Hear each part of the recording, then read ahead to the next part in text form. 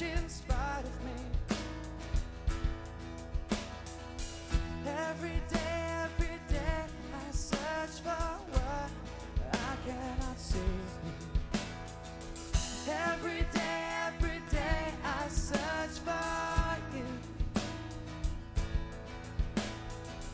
Every day I search for the truth.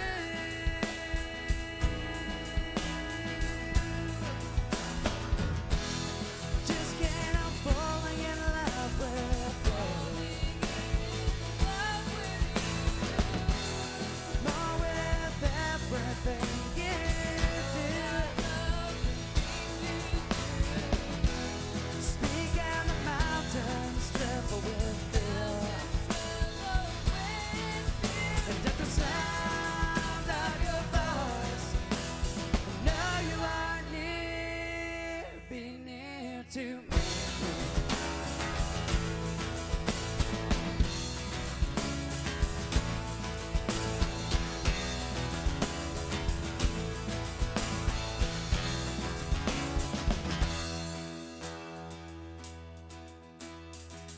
Every day I long deep inside of me.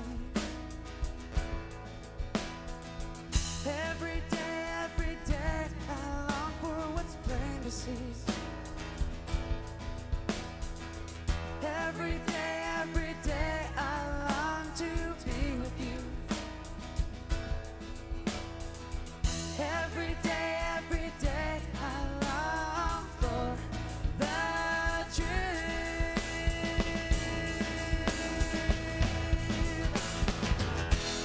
Just can't help falling in love with you.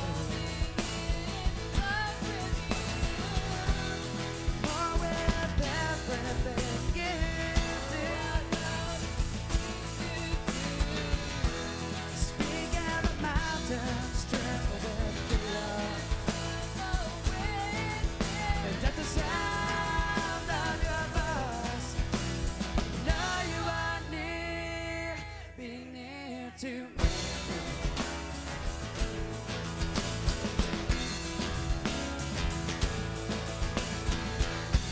And the rain falls like tears, and most days I cry, but facing my fears, the truth I won't deny. Just can't help falling in love with you. Love with you. More than every little thing you do. Speak out about them, tremble with fear. And at the sound of your voice, know you are near. Just can't help falling in love with you. Love with you. More than every little thing you do. Speak out about them, tremble with fear. And at the sound of your voice, know you are near, be near to me.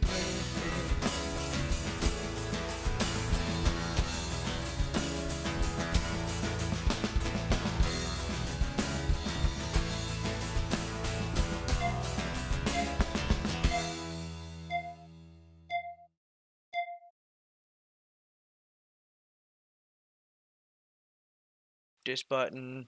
Then I'm gonna press this button. Now, Pastor, Billiam can talk. Hello and welcome Welcome. to Church Online with the Ecclesian House. I'm Pastor Bill, and I'm joined with my lovely Tennessee man, Pastor Nooms, who's wearing a Rudy's Texas shirt. Because Texas barbecue is better than Tennessee barbecue. Come at me. I don't care. What? Seriously, I wouldn't have imagined that would be true. They use a wet rub here. And I don't like a wet rub. And I don't like pork. And most things here in the South is pork. even though you're further north than we are right now. But that's neither here nor there. Yeah, we both know what the true South actually means. Um, and Hey, Biggs is on Twitch. we're How going you to doing, pretend sir? like we don't with the current events going on, but there's a reason Texas ain't considered the South. They're considered Texas. Texas. Y'all, Yeah. your own country when we were considered the South. It's Texas is where the West begins. We're the West. You guys Yeah. are the South. Now, you could be Southwest. That's okay. We're okay with that. That's okay. You can be Southwest. Yeah. You just can't be Southern. Yeah. Which is really funny because oftentimes West Virginia is more Southern than Virginia. Which is like in mindset versus in, there's that whole thing of, it's like, wait. But, I mean, it's one of them things. Doesn't really matter. With everyone moving the way they've, like back in the day when everyone was born in towns and it was rare that you made it out, blah, blah, blah. Yeah. Some of that stuff mattered a little. Nowadays, like, how many people in Texas, outside of family, do you know from Texas? I mean, it's one of those things where it's just like, I feel like I'm falling off the screen over here. Am I too far over to one side? I feel like my microphone's not centered and I'm squashed over here. You could scoot over a little. Usually your microphone is about an inch over. Yeah, usually you're right about there. Yeah. All right. Yeah, The edge of your beard was off. It was hanging off but the just screen. the edge. Yeah, I didn't get to do my my normal screen setup before you called because I was a little later getting to my office from dinner today than normal. I actually was done and like hanging out in my office waiting on you today without a plate of food in front of me. I Which barbecued. is rare. That's really rare for you not to have a plate of food there in front of you when we're getting ready to go live. So how's your week been?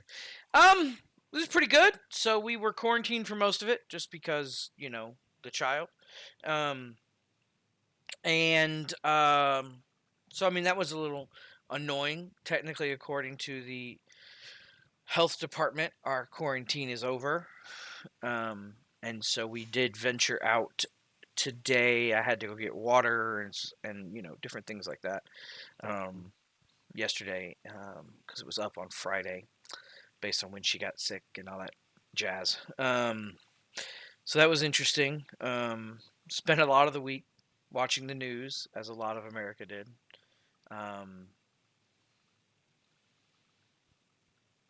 And bunch of projects at work, and then I played a bunch of video games. I know that part's shocking to everyone on Twitch that I played a bunch of video games. Didn't stream anything though. You didn't. I noticed that when I sat down, getting everything ready for tonight. I was noticed like, all the titles were still the same. I don't watch the news. You are correct. My father, Big GFG, said, "You watch the news?" Question, and I don't. He is right. I don't watch the news. He says, "When do you watch the news?" That's crazy. I was on Google's news and an amalgamation of about 6 different tabs of news. But yeah, I don't watch the news. I have a news app on my phone that gives me news alerts and I was following along on all that. I don't know this week. You know how I feel about the beauty contest round of presidential elections and anyway. Why are you rolling your eyes? That's what it is. It's not a beauty contest. No, not this time, because ain't nobody beautiful running. Like back in the first televised, yes, the first televised, what's his name won. I can't remember who it was, but what's his name did win because he was, because the other guy was super ugly.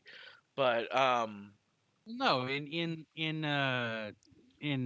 government civics, that's what they teach this part of the voting section as. They call it the beauty contest, where everybody gets a say, but none of it matters.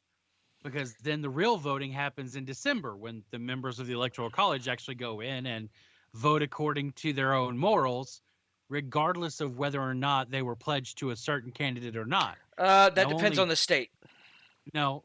Well, okay, there's a few states that have passed laws compelling their people. But only once in U.S. history have they gone to the actual electoral Yeah. college voting and had a flip in who was the expected Yeah. It's possible, but president. it's odd. But, yeah. And it could happen this time. It honestly could. It's happened before, and we'll just have to wait and see. It just Mhm. I think it's interesting. There's certain linchpin states that they were like, without this state, Biden wouldn't have won, and then those states are like, hey, we're having a recount, just so you know, and yeah, okay,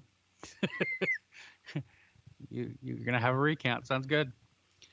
Anyway, our week was good here in North Texas. We had been quarantined because we had gotten exposed, and then we all went Monday morning and got tested, and then we got our tests back. They were all negative. And Roxanne had started feeling bad, and she was like, I've got the Rona. I know it. I know I've got it. And then our tests were negative, and she was like, oh, I can't believe I went through all that, and it was just a light flu. I was totally convinced I had coronavirus. So that was kind of funny. Yeah, it is odd. I also find it funny that like health official department by health, like state to state health departments, our quarantine here in Tennessee is way too low. The fact that we got a call from them and they're like, okay, your quarantine's over on this date and this time, we're like, okay, all right, like, Wow. because yeah. Anyway, continue. I see.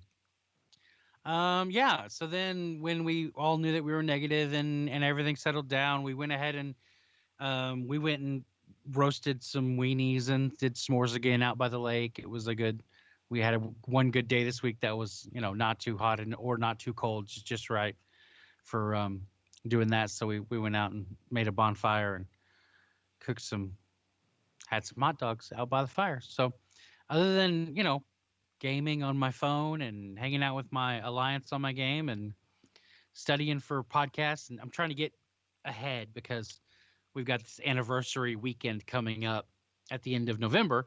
So I'm trying to get all the church stuff ahead of schedule to prepare for being gone for a weekend. Of course, we'll be back by the Sunday night time to go live, but I won't have the last minute time to get the podcast recorded and uploaded and all that stuff. I'll do that ahead of time. So That's good, because if you don't show up for a Sunday night, you know what's going to happen. I'm going to briefly talk about the podcast, and then I'm going to stream. It'll still say the Ecclesian House in the corner. It'll still say, but your face will not be your face. It'll be like, we're gonna have a game night, guys. We're Like- gonna talk about the podcast while I won. yeah. Baldur's Gate 3. I'm gonna be running through Baldur's Gate 3 while we talk about the podcast. No, I think the proper game to play during church would be Doom. Doom. You Doom. wanna play Doom? Okay. Because Killing demons. because Jesus. yeah, slaying demons, destroying hell, as an immortal who is ordained by angels that aren't angels. Anyway, it gets murky real fast. But you're killing demons. That's the important part. What was that one old PC game where you had to go around and fight demons and teach people the fruits of the spirit? And It wasn't. It was a Nintendo game. It was an original Nintendo. It was called. Oh. I must have played a PC port of it then, because I played it on PC. I actually. Whoop. That went up on the wrong window. Sorry What for all did you who saw my Google Sheets. Google Sheets. It was scandalous. It's a Google Sheet. Ooh. They're gonna screenshot that and know all your secrets, man. It's about an AFK game, so good luck. Anyway, I just remember playing that game, and I played it until at this one point I was like, "Hey, look, there's a bar. I'm gonna go in that bar and try to minister to some people and kill some demons." And I walked in the bar, and it instantly I lost the game and had to start over. And it was like, "You're a Christian. You shouldn't go in bars." And I was like, "Okay, I'm done with this game." Spiritual Warfare was that the what it's name of the called? game. Yep, it was released in 1992. They have talked about porting it, but never did.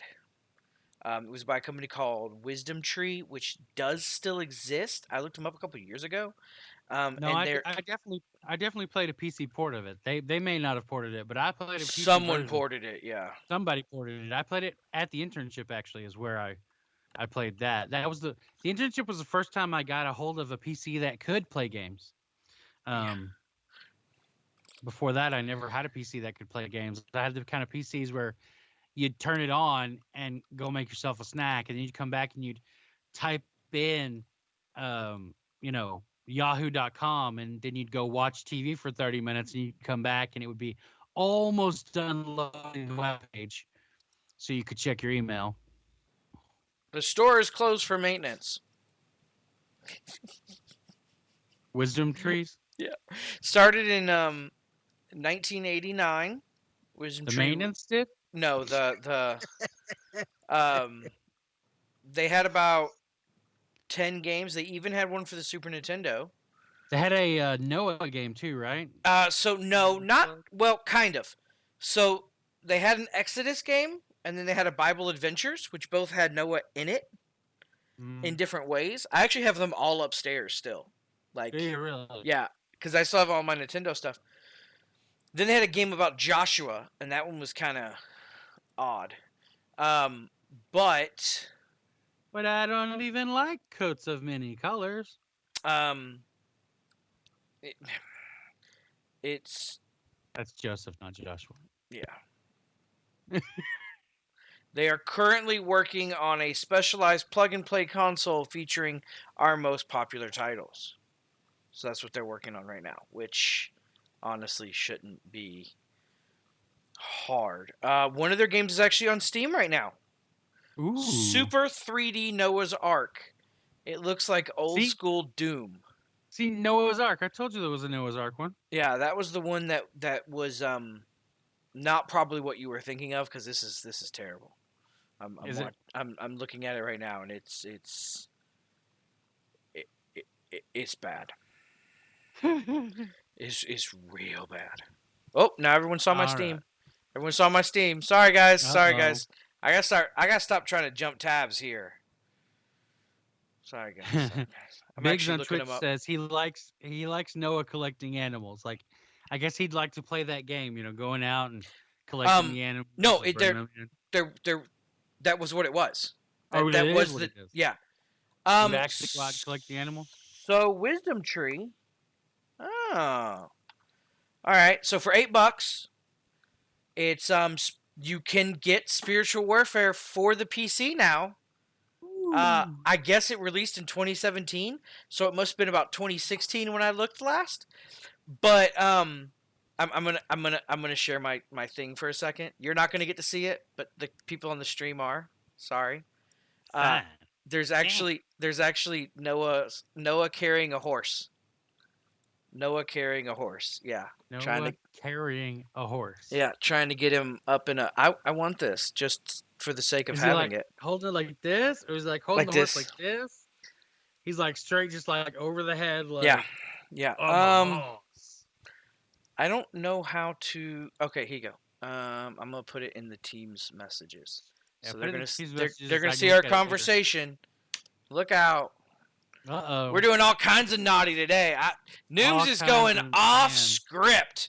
All right, I gotta add this to my wish list because off script even. I want this so bad. Oh yeah, there's the guys that played basketball. I bet the laptop that the church owns could actually play Spiritual Warfare. I bet it's good enough for that. Probably. So this comes with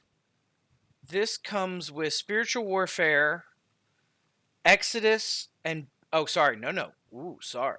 Spiritual Warfare is a Zelda-like overhead action game where you're a soldier in the army of the Lord. Explore regions of a modern city as you attempt to collect the full armor of God. Along the way, you encounter villainous creatures and numerous obstacles designed to test your faith. Don't go in the bar. Don't go in the bar. Correctly. Now, this is the one part of the game I actually really, really enjoyed. Correctly answering Bible questions will restore your health and strengthen your spirit. I learned a lot of Bible verses having to look stuff up because. So then the other game it comes with is Bible Adventures. Be part of the Bible. Help Noah fill his ark before the storm. Pretend you are David battling Goliath. And help save baby Moses from Pharaoh's overwhelming forces. And then Exodus. Help Moses solve the puzzle with 100 fascinating levels. And then Joshua and the Battle of Jericho are the games that come with it for $7.99. And I'm sorry. What in the good Lord do you do in Joshua and the Battle of Jericho? Because how can walking around a city 7 times for 7 days in a row and then blowing a horn? You as Joshua must lead God's people into the land of promise, but watch out. There are falling rocks, soldiers, battering rams, and by battering rams, they don't mean battering rams, they mean battering rams. Like, they don't mean, like, boom, up against a wall, battering rams. No, they mean actual, like, rams that knock you off the map. Just saying. And elite forces will try to block your every move. Sounds challenging? You bet. But God's given you the power. Weapons like the Horn of Jericho, Godspeed, and power-ups, secret exits, and other armor will assist you in your quest. Conquer the Canaanites, the Amorites, and the Hittites as you collect silver and gold, race through deadly mazes, and defeat the enemies of God. Oh my. And as a church, we are not condoning these games in any way, shape, form, or idea, because I don't remember them enough to actually put a religious stamp on them. But that does not mean I am not about to stream spiritual warfare, because I have added it to my list as soon as my wife, probably on the 15th, tells me I can press the button. Or Biggs Venmos me $8 and I'll buy it right now and start streaming it. That's funny. All right, I think we're sufficiently warmed up now. We can jump on into the podcast topic. What do you think? Oh, she did? She blessed you buying it? Well, she said we need this game, is what she said on Facebook. So go tell your wife. She has Venmo. Tell my wife to Venmo you money? No. Biggs goes. Your mother to. Oh, I see. Biggs says no Venmo, and it's like, Zadie, have you not been listening? She's on Twitch saying, "What game? What for what game?" Oh, she was taking care of the girls. I see. Hey, just some old school games, some blasts from the past. It's a game we own upstairs, but I want it. But you don't own it for PC, and you can't stream it right now. In the way that you own it. Could I hook up the Nintendo to the Stream Deck? Would that be possible? That would be crazy.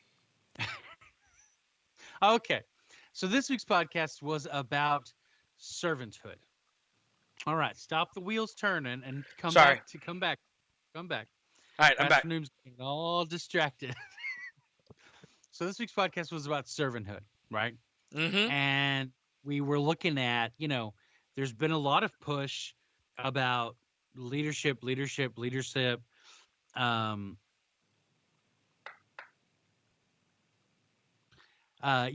a lot of push about leadership over the years, and mainly in conservative circles about how we need to be leaders within our churches, and we need to be leaders in the world, and we need to be leaders out in business and all of these things.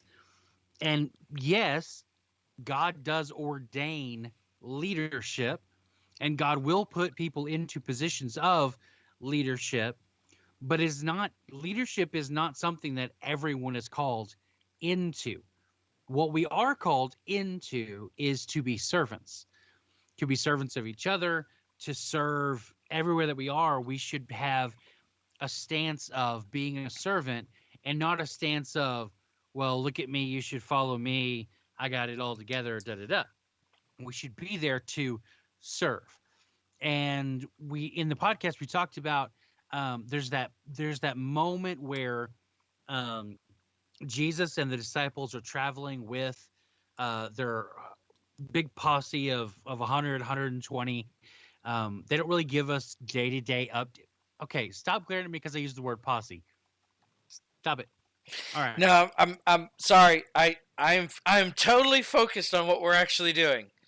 Are you now? No, Not at all. no, Your brain is still stuck my on brain is hooking gone up that Nintendo on and streaming Nintendo. how to jimmy the bad cables into an HDMI to actually attach to the Stream Deck, and I don't want to even think about it. Anyway, sorry, I phased again. Yeah, no, it's very important. Like everyone always talks about leadership, leadership, leadership, but no one talks about what we're actually commanded to be.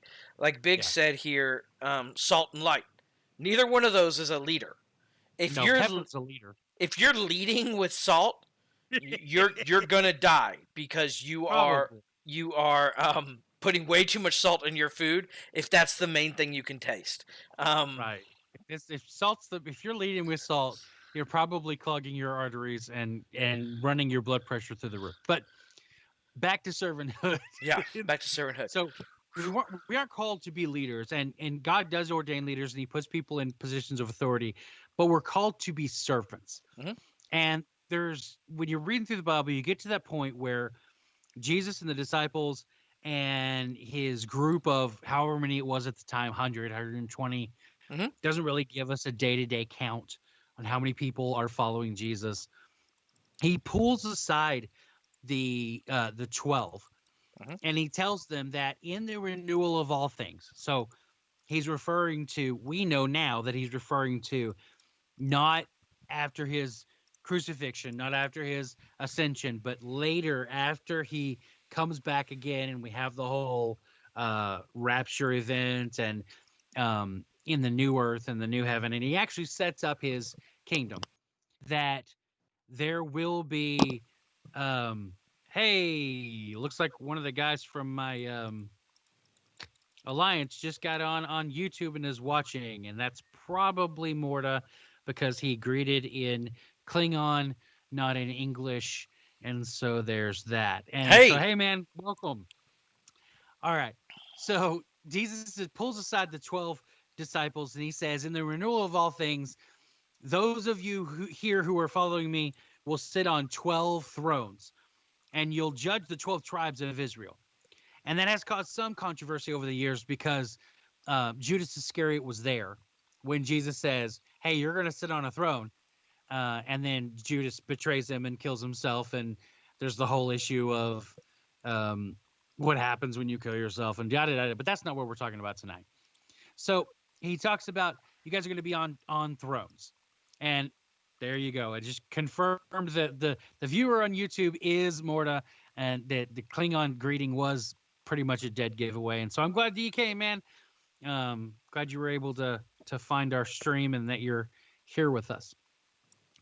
All right, so that's not what we're talking about tonight, but we are talking about then what happens directly following that.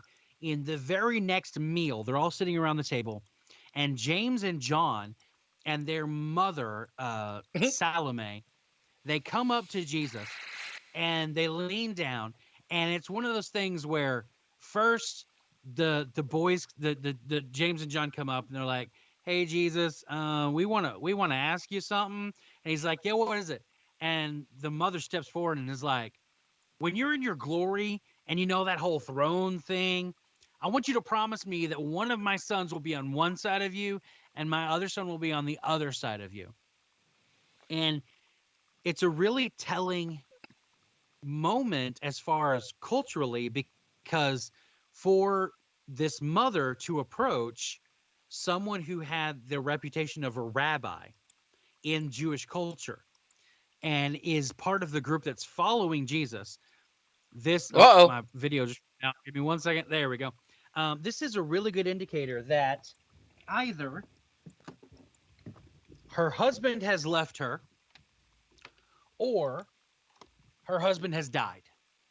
Because if she is still married and if she's still living a Jewish lifestyle with her Jewish husband, then she either wouldn't be traveling with Jesus because she'd need to be at home with her husband, Mhm. or she'd be traveling with her husband and only her husband would go with the boys to go talk to the rabbi, would go to talk to the leader of the group. So we get a little look-see into what's going on in their lives with James and John and Salome. Now, there's another detail here from that we can pull from scripture that isn't completely blatant on the surface. One second, got a note from YouTube here. Right. So, so Morta brings up that because I don't know how to pronounce your YouTube username. You'll have to tell me later how to do that. Morta brings up that there are some that believe that Judas was actually working with Jesus in his request and what Jesus had requested him to do, and that he fulfilled his purpose, his God-given purpose, when he betrayed Jesus and did all the things that he did. And there's some debate on whether or not he was the only one that Jesus and God could trust to fulfill it, and that he was the strongest. And honestly, I don't know. I can't really speak to what Judas's motivations were, or what the whole grand scheme of the plan was, because none of that was answered in the scriptures. We can debate, and we can make guesses. We can even make educated guesses on what was going on. But we have very, very little subject matter to go off of to let us know the really finer details of what was going on with Judas in what he did. Now, the details we do have are that he was possessed by Satan when he did it. When we're at the Last Supper, Jesus warns that the person who dips in my cup with me will be the one who turns me over. And there are some translations that have said betray me there, but it's not a very good translation there. It's turn over, or to turn in, to turn back. Things like this is a more accurate translation of what Jesus said. And then it does say that when Judas dipped his bread in the cup with Jesus, that at that moment, the devil inhabited him. He was actually possessed by the devil. And so there is also a side of the story where people surmise that Judas wouldn't have done what he did at all if he hadn't have been possessed by the devil, and that it was the devil's fault why any of that happened. And then his suicide was being overwhelmed by grief and trying to find, some kind of peace within himself, and tortured by what he had done, and that's why he ended up killing himself. But like I said, all we can do is guess, and with the little bit of information we have. But when we get back to James and John and Salome, what we do know is that Salome and Mary, Jesus' mother, that they are either sisters or cousins. We do know that. And this would also mean that James and John are either Jesus's first or second cousins. So it's all a related thing here anyway. They're all related. And a lot of history talks about, James and John being the sons of Zebedee, and their father's name was Zebedee, but these sons of Zebedee, they were a radical political group that went around and did a lot of interesting things. When we talk about Barabbas, who Judas was like, well, do you want me to release the murderer Barabbas, or do you want me to release the innocent man Jesus? Well, Barabbas was loosely related with the sons of Zebedee, and the murder that he committed as part of the act of rebelling against the Romans. And the person he killed was a Roman guard, but he was actually one of these Jewish revolutionaries who was working with the sons of Zebedee. And that's a whole history that you don't get laid out in front of you in the Bible, that you have to go read other resources to put it all together. But so we've got Jesus's cousins coming up to him at a dinner with all the disciples, and they're leaning over, and his aunt or his mother's cousin is leaning over and going, I want you to promise that your cousins are going to be seated on either side of you, and that they'll have the places of glory and honor. And I think Big says there's something wrong with my sound. Is there something wrong with my sound, Nooms? Talk for me again when I can. Okay. Check, sound check. It looks okay.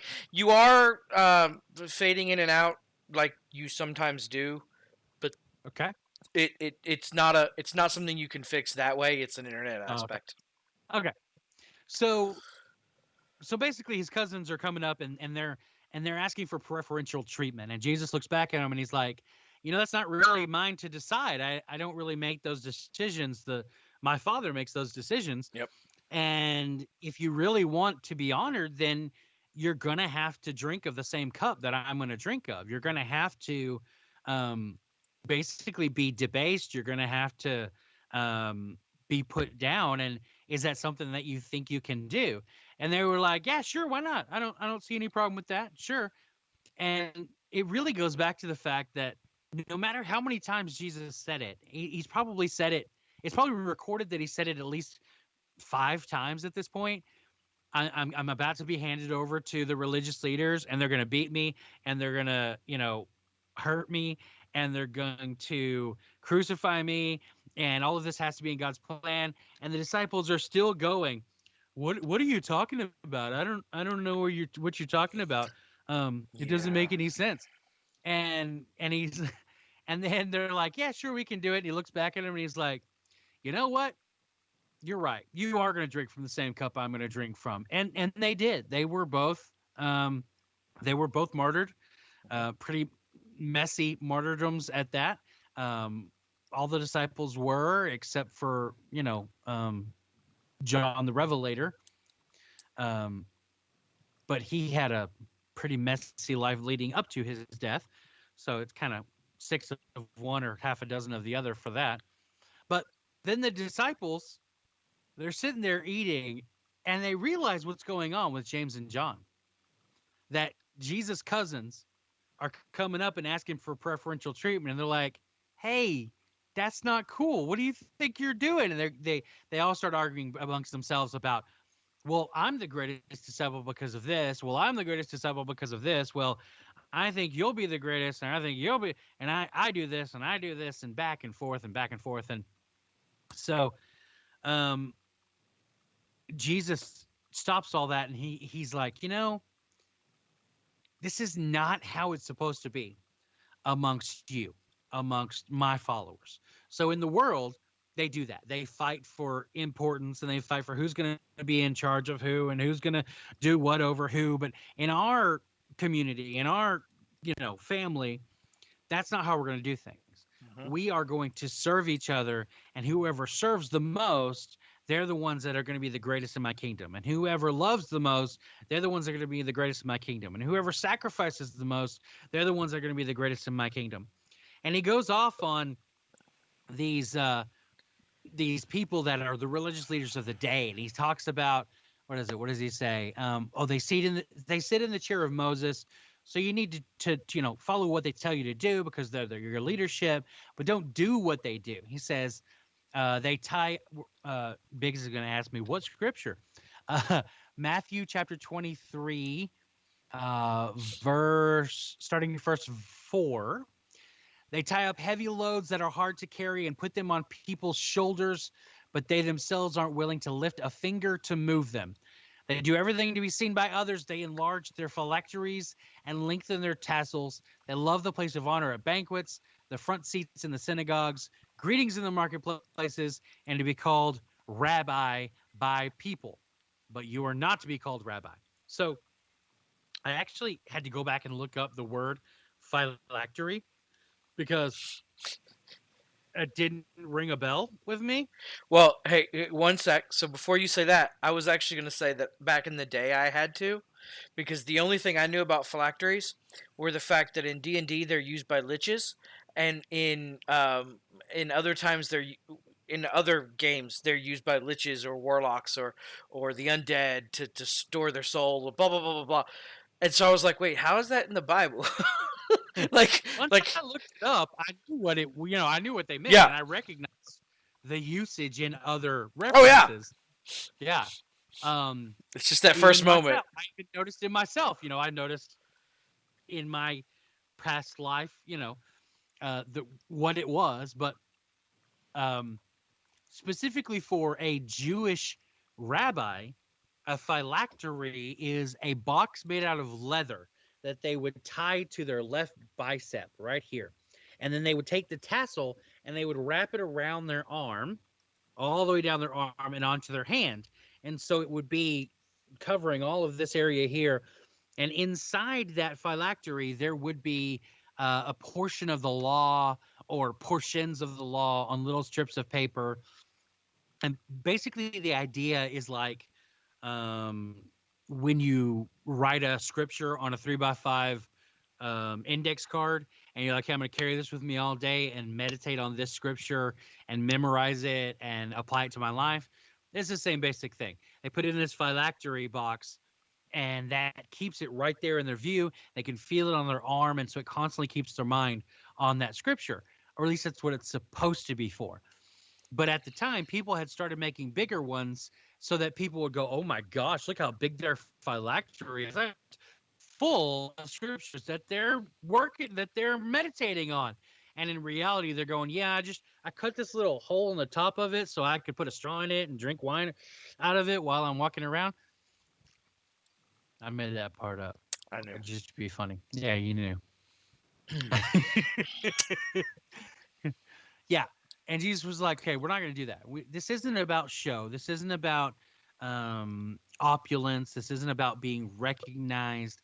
And so when you see all these people that are in Christianity or they're, and I hesitate to bring it up, but I'm going to have to. When you see televangelists and they're wearing, really expensive 3-piece suits and they've got everything decked out in gold and all of this stuff, these are basically their phylacteries. They're basically saying, hey, look, I'm important. And I understand to a certain point, if you're going to be paying for TV time, you shouldn't be dressed like a slob and you should make sure things look nice. And so that's why I hesitate to bring it up, because not all televangelists are evil, just like not all cops are bad, just like not all, da-da-da-da-da. More on YouTube, in my reference to the phylactery box with the wine in it, says that's where the original juice boxes came from. God is wise. That's funny. I like that. The original juice boxes. All right. So Jesus talks about, don't exalt yourself. And he makes reference again to this whole banquet thing.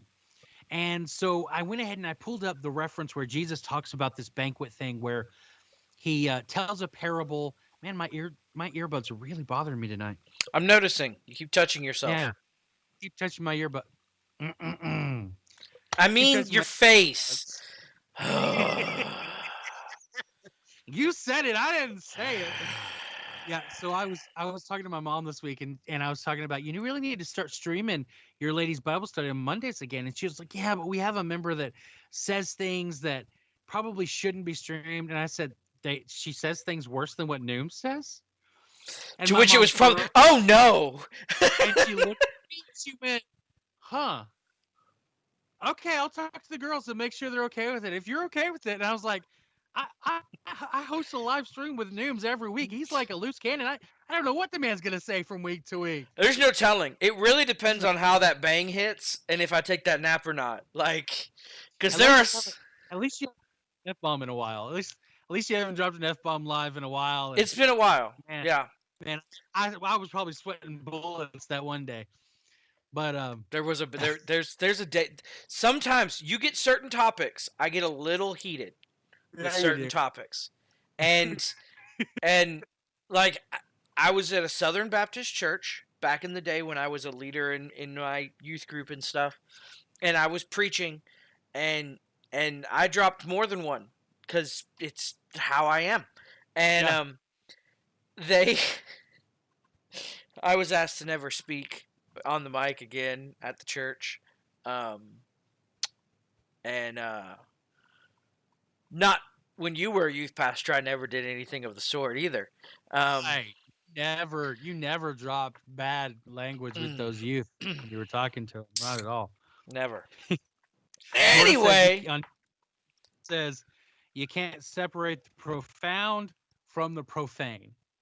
And you know what? I got to be honest.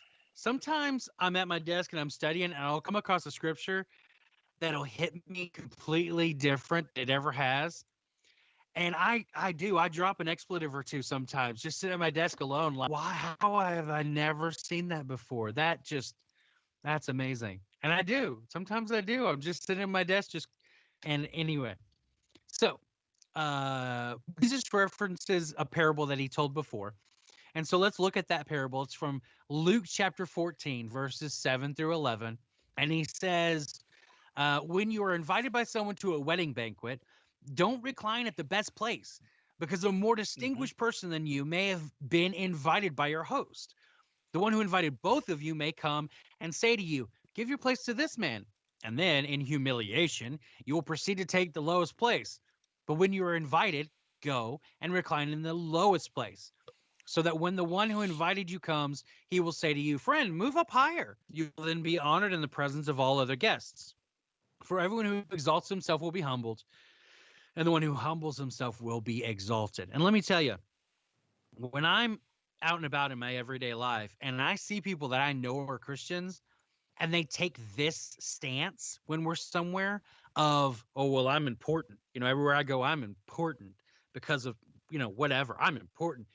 It really makes me angry, because we're supposed to be going places. We're supposed to be humble, and we're supposed to be submissive, and we're supposed to be, gentle and patient and loving. And it really irks me when you've got Christians who are uppity and in your face and all of these things that, what I'm talking about. It basically, if I was going to boil it down, I would say when I run into, The Office, the show Office, and there's the one character, Angela, who is supposedly the Christian of The Office. You've never seen The Office? Yes, you have. So. Anyway. No, so I've seen like clips online. I don't think I've ever actually sat down and watched it. I'll be honest. Okay. So there's a character called Angela who works in the accounting, and she's a cat lady, a bunch of cats. But she's supposedly the Christian of The Office, but she is a total hypocrite, and she's always, uppity and snobby and really choosy about how she applies what we would think of as Christian. And every time I see that, I'm both annoyed, and also at the same time, I recognize that there's a lot of people out there who actually live like her. And that's why that character's there, is because those people exist, and they exist in droves. But it shouldn't be. No. It shouldn't be that way. Jesus himself spent a lot of time teaching us about humility and being humble and not being the way that pop culture views Christianity, because, quite frankly, Christianity has earned that pop culture view. We really have. And that's sad. It's so frustrating sometimes because, like, I did a thing in between my last jobs where I put the work we do at the Ecclesian House and stuff on my LinkedIn. Yeah, it is your LinkedIn. And I remember having a conversation with someone, and they were like, well, you're going to not get jobs if you put that. And if you disclose you're a pastor, yeah. And I was like, well, two things. One, I guarantee I'm going to run into an issue there, because as much as I do things like drop the F-bomb, saying things about Christianity is not something that is outside of the norm for me. And I'll do it and then be like, oh crap, I work in software. Yeah. Like there's the Christian is the minority in my industry, because most people are, you deal with a lot of foreigners who traditionally are either Muslim or Hindu. And you deal with a lot of people who have, they're in tech. They're more, it's not that Christianity is not there, but a lot of them are atheistic, or they are the kinds of Christians that are, oh yeah. And you're like, no. So it is definitely something that you have to be careful of. And I remember I felt something recently, and I felt that a particular person that I interact with wasn't as open with me because he knew that about me, and he lives a traditionally condemned lifestyle. And then, so like earlier this week, he said something about his partner, and he said something about what they were doing or something, and I was like, my heart leapt a little because it's the first time he's referred to He opened up. his part, and I'm like, and part of me feels that maybe he's just a private person, but then there's a part of me that's like, is he like that because he's been hurt by Christians? Because I can almost so guarantee often we've dealt with it in our dealings with Pride, that so many people get hurt by churches and hurt by the hypocritical people who and And then sadly they want to take it out on us when Oh, they yeah. come to talk to us. And we're like, no, that's not why we're here. We're here to hug you and to love you Well, and let you know that God and it's loves like, you. oh no, we think those guys are stupid too. And then Billiam gives me a dirty look because I said stupid, and then we go from there. But yeah, and just in case anyone's wondering, those of you out there, Pastor Bill will not allow me to beat people that we don't agree with. I have asked permission and been told no. So I'm right there in your anger with you, and Pastor Bill said I'm not allowed to hit him. No. It happens. Right. So, anyway. There are so many people like your associate that feel that way because Christianity has earned that reputation. That if they open up to you, if they tell you about their life, if they let you know what's going on, that you're going to take that prideful, better than you stance, and you're going to let them have it. When in reality, that's not what Jesus called us to be. That's not who Jesus called us to be. Jesus called us to be the humble and the submissive and the loving and the gentle and the patient, all these things that we've already said this evening. But I'm glad that he opened up to you. I'm glad that, you got some inroads there. Hopefully you can take that a step further. And actually the podcast that's coming out tonight here in about 11 minutes is actually about the Great Commission. And we're going to go all the way from where Jesus lays out the Great Commission right before the ascension, and then through some key points that clarify how we're supposed to carry that out in Scripture, and that actually talks about using friendship evangelism and discipleship over the bullhorn method that causes confrontation and causes you to want to go outside of pride when it's 112 degrees outside and beat the living pulp out of the man that has the bullhorn. How many people asked us for advice on how to deal with that guy that day? I mean, they just kept asking. 20, 30, probably. As a pastor, what do you think that I, as an LGBT community member, should do about the guy outside? Well, I think you should love him because he doesn't know any better. And you know what? If he wants to wallow in his ignorance, that's his problem. But, we need to have a stance of love. And that was my answer. Oh, I had to say that so many times that day. Until that little girl cried. Oh my goodness. That's when I lost my mind. So we had the girl come up to us, and she starts crying, and she's like, I feel so hated. My family kicked me out. So many bad things had happened. And she's like, and then I got here with some friends, and then that guy was yelling at us. And then I get in here, and you guys are right here in the front. and we We were like, were too. They put yeah, us they right put us at right in the front. entrance. And I was like, Oh, and just so you know, man. if you're looking for a strong church, we're here for you as a podcast and as a fellowship. Because at the time we were doing a meeting fellowship, I was like, but there are also 3 other churches here, There were and too, and yeah. and they were LGBT led churches, Yeah. and that's a big difference between us and others. We're an ally, of course, and we are because we believe in love. As opposed to LGBT led, but we are people who just we love everyone, and we don't care. And then when we say everyone, we mean everyone. Sadly, Everyone's welcome. We've got, Sadly. when we were meeting in person, we had a pagan that would come Mhm. when he could. And we've got, And he still watches when he can. lots of people coming in different Yeah. different walks of life. We don't believe that anybody should be excluded. We're gonna talk about what we're gonna talk about, and we're gonna follow, religious guidelines on the topics where we go. But we think everybody should be a part of what's going on, and Yeah. and we want to love on anybody that's willing. Yeah. We're not better than anybody. No. Just because you live a different life. I may wear shorts and you may wear pants. That doesn't matter.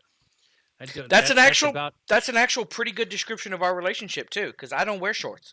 I wear shorts to work out, and that's it. I guarantee you're probably wearing shorts under that desk right now. In fact, I am. Yeah. I'm wearing shorts. And I'm right wearing now. jeans I've in got my shorts house. and, sandals, and my polo. No, on. I'm wearing black socks with black shoes and my blue jeans because that is how I am. But above camera view, it looks completely opposite. Oh, yeah. Because I combed everything and I look nice and I wear a nice shirt. You're wearing a t-shirt and you're all scrubbly and had a hat on. It was a completely different above and below cameras. Anyway, so wrapping up here, Christianity is not about leading. Yep. Right? You can lead in other facets of life, and absolutely God calls people into leadership. But that's not what Christianity is about. It's not about being honored or getting recognition. It is about loving and serving both the Lord and other people, right? And as far as, when we're in other communities, like I'm in my community in my Star Trek game, and you're in communities in, how many games do you have different communities in? You got your Conan game, and you got your there's let's see, because I'm gonna count Discords. There's about 4, because it's the same group that I play most games with. So I'd say there's probably about 4 groups of people that I'm in. But I'm also in a different business, another church, not that I'm attending it currently, because some people don't wear masks, and that's just I ain't doing that. Anyway, Right. So my point is, but yeah, different communities. In these groups, we love on the people that are around us, and we don't go around in chat and in messages and go around going, Jesus, Jesus, Jesus, Jesus, Jesus, Bible, Bible, Bible, Bible, Bible. What we do is we go, hey, how you doing? Yeah. And if we sense that something's going on, or if they mention something's going on, then we get a little tighter, we get a little closer. Hey man, I heard you said such and such. Is there anything I can do for you? Can I pray for you? Is there anything, And we follow this friendship evangelism model where we really care about the person more than we care about using our words to try to convert somebody. Yeah. Because convert isn't what it's all about. It's about it's never going to work that way. Loving on people. Yeah. And it's actually, you'll see me often run under a tag of GFG, and on Twitch, Biggs uses it too. And both my girls actually made me cry one day because they wanted to use it in their emails, and that's just that's beside the point. But it stands for Gospel for Gamers, and I've ran under the tag forever for any game that does. And it's one of those things where that was an organization started by some friends, some actual friends, mutual friends of ours, because they spanned our internships. Yeah.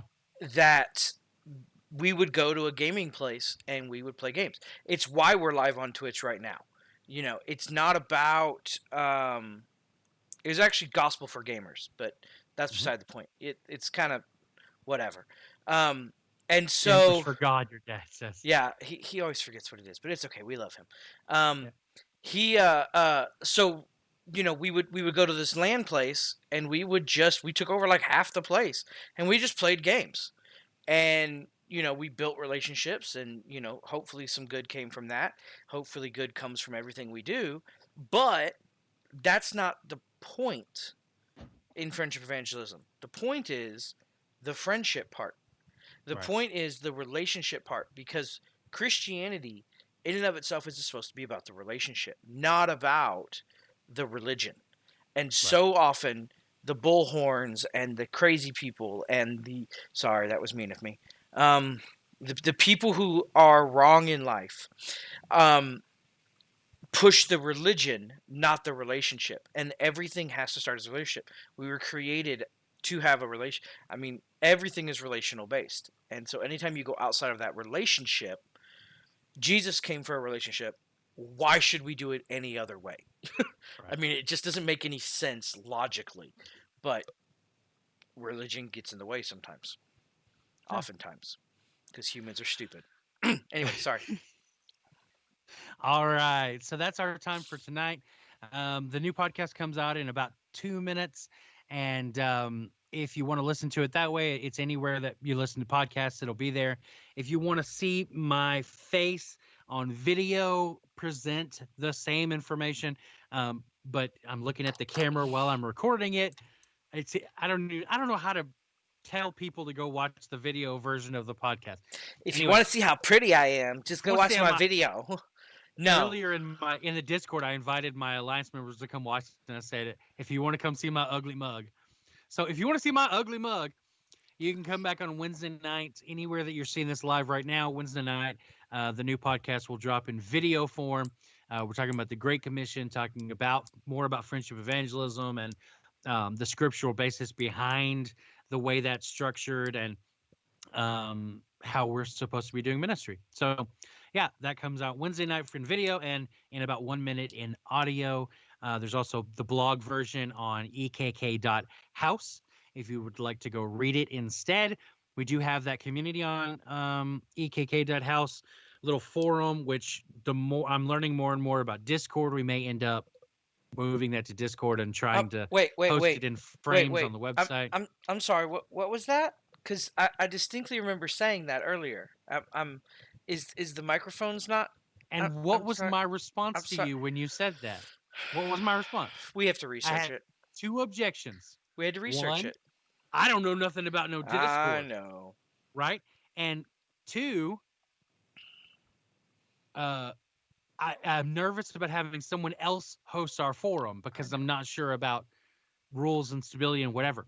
So the more I'm learning about Discord, the more confident I feel about it. We may end up. I'm just giving you a hard time because I it's know fun. you are, but all right. You have to take leadership from your son though, because he has your name. I will. I'll have to claim my Discord server back from my son. All right. So everybody have a great week. We love you guys. Stay safe. I noticed that the coronavirus numbers are going back up again in large numbers, which is not great. If you are immunocompromised, please take advantage of deliveries. Try to stay at home.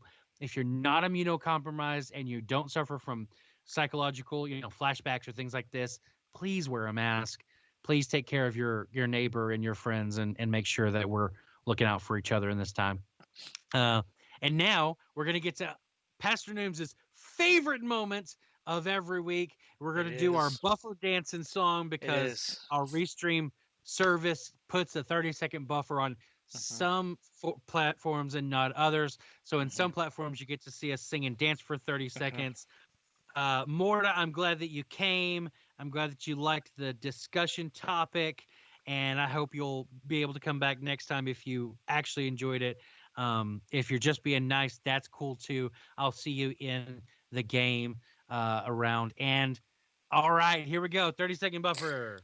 30-second buffer. 30 30-second second buffer. buffer. 30-second buffer. I wonder when it'll end. Ha! 30-second buffer. Woo! 30-second buffer. Woo! 30-second buffer. Woo! Has it been 30 seconds yet? No. 30-second buffer. Woo! 30-second buffer. Woo! 30-second buffer. Woo! I wonder when it'll end. Not yet. 30-second buffer. 30-second buffer. 30-second buffer. Is it over yet? No. Come on, it's definitely been 30 seconds. That's my favorite part.